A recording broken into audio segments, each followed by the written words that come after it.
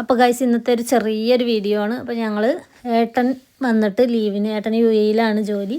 അപ്പോൾ ഏട്ടൻ തിരിച്ചു പോവാണ്. അപ്പോൾ ഏട്ടനെ കോഴിക്കോട് എയർപോർട്ടിൽ കൊണ്ടാക്കാൻ പോവാണ്.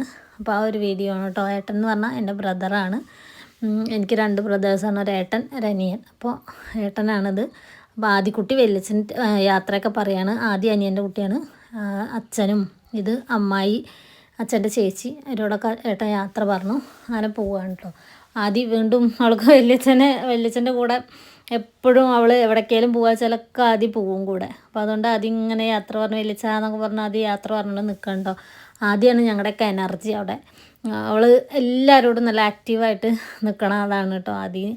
അപ്പോൾ അങ്ങനെ ഞങ്ങൾ പോവാണ്. അപ്പോൾ ഞാനും അമ്മ പിന്നെ ആദു അമ്മായിയുടെ മകൻ കേട്ടോ പ്രതിയേട്ടൻ.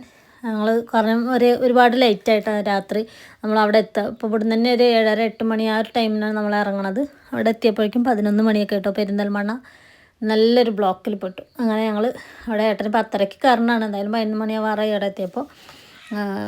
കുറച്ച് ലൈറ്റ് ആയാലും കുഴപ്പമില്ല പറഞ്ഞു കേട്ടോ. 1 മണിക്ക് അങ്ങനെയൊക്കെയാണ് ഫ്ലൈറ്റ്. അപ്പോൾ അങ്ങനെ അതും അച്ഛനെ പിരിയുന്നതിൻ്റെ വിഷമം നല്ലോണം അതിനുണ്ട്. 1 വർഷമായിട്ട് ഏട്ടനിപ്പോൾ ഒരു 20 ദിവസം ലീവാണ് കിട്ടിയിട്ടുണ്ടായിരുന്നത്. അപ്പോൾ ഏട്ടനെ പിന്നെ അവിടെ ഇറക്കി. ഞങ്ങൾ പാർക്കിങ്ങിലൊന്നും വണ്ടി ഇട്ടില്ല, അവിടെ തന്നെ ഇട്ട് ആളെ ഇറക്കി. സാധനങ്ങളൊക്കെ ഇറക്കിയിട്ട് വേഗം കയറിപ്പോരെ, ഇതില്ലെങ്കിൽ നമുക്ക് ഫൈൻ അടിക്കുന്ന പറഞ്ഞിട്ട് അങ്ങനെ വിളിച്ച് പറയുന്നുണ്ടായിരുന്നു. അങ്ങനെ ഏട്ടൻ പോയി. പിന്നെ ബാക്കിയുള്ള കാര്യങ്ങളൊക്കെ നമ്മളോട് അവിടെ ഉള്ളിൽ കയറി എന്നൊക്കെ ഫോണിലാണ് പറഞ്ഞ്. അതുപിന്നെ അച്ഛനെ പിരിയുന്നതിൻ്റെ വിഷമം നല്ലോണം ഉണ്ടായിരുന്നു. ഇവിടെ സ്കൂളിൽ ലീവൊന്നും കിട്ടാത്തതുകൊണ്ട് തന്നെ ശനി ഞായറൊക്കെയാണ് അച്ഛൻ്റെ കൂടെ ഒന്നും അവന് കറങ്ങാൻ പറ്റിയിട്ടുള്ളൂ. അപ്പം അതിൻ്റെ ഒരു സങ്കടമൊക്കെ ഉണ്ട്. പാവം എന്താ ചെയ്യാല്ലേ.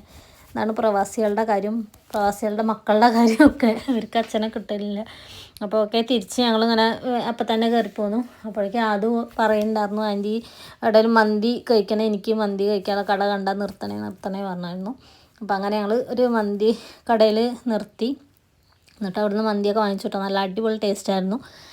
മന്തിയുടെ ആ റൈസ് എനിക്ക് നല്ല ഇഷ്ടമായി. ഞങ്ങൾ ഹാഫ് മന്തിയാണ് വാങ്ങിച്ചുള്ളൂ. അപ്പോൾ അത് മാത്രമേ കുറച്ച് കഴിക്കുള്ളൂ, ബാക്കി എല്ലാവരും കുറച്ച് അങ്ങനെ കഴിക്കുള്ളൂ. അപ്പോൾ അതുകൊണ്ട് മന്തിയൊക്കെ വാങ്ങിച്ച് കഴിച്ച് മെല്ലെ പോയിട്ട് ഒരു 12 മണിയൊക്കെ ആയിരുന്നു ഇപ്പോൾ തന്നെ സമയം. പിന്നെ നമ്മൾ ഭക്ഷണമൊക്കെ കഴിച്ച് മെല്ലെ ഡ്രൈവ് ചെയ്ത് വീട്ടിലെത്തിയപ്പോഴേക്കും ഒരു 1:45-2 മണിയാവാറായിട്ടോ. അപ്പോൾ ഇതൊക്കെയാണ് ഇന്നത്തെ ഒരു കുഞ്ഞു വീഡിയോ. അപ്പോൾ വീഡിയോ ഇഷ്ടപ്പെട്ടിട്ടുണ്ടെങ്കിൽ ചാനൽ സബ്സ്ക്രൈബ് ചെയ്യാനും ഷെയർ ചെയ്യാനും ലൈക്ക് ചെയ്യാനും സപ്പോർട്ട് ചെയ്യാനും മറക്കരുത്. Okay bye.